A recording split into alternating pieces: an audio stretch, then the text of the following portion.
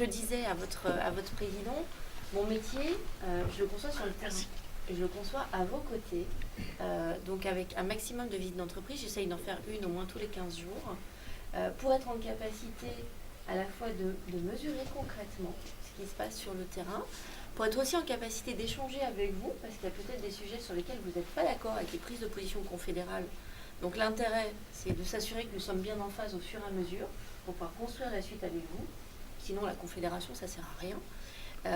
Et puis en même temps, derrière, pour devenir soit l'ambassadrice de difficultés, de sujets de préoccupation que vous avez vis-à-vis de votre direction, soit aussi au niveau du gouvernement ou d'instances européennes. C'est l'intérêt d'être une seule et même grande famille qui tire dans le même sens. Voilà, donc c'est avec cet objectif que je viens à votre rencontre.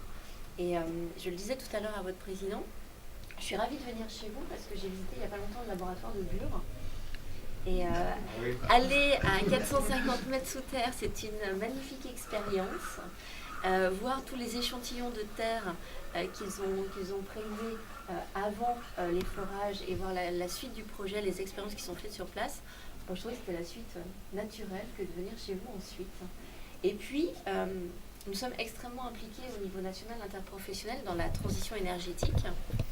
Et nous essayons de briser un tabou qui, pour vous, peut avoir des conséquences en termes de développement économique, qu'est le gaz de schiste. En disant nous ne présumons pas du point d'atterrissage.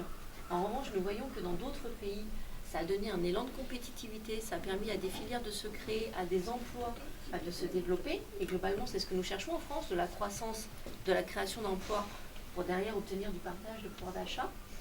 Et donc l'idée, c'est sans présumer du point d'atterrissage, de briser le tabou et d'avoir enfin un débat sur quelles sont les capacités réelles de la France en matière de gaz de schiste, quelles sont les techniques que nous pourrions utiliser pour faire de l'exploration propre, si tant est qu'on puisse dire ça pour le gaz de schiste, puisqu'il y a quand même de la fracturation.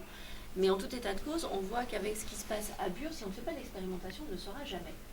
Et si ce n'est pas nous, ce sera d'autres pays. Et donc tant qu'à faire, autant que nous soyons aux commandes.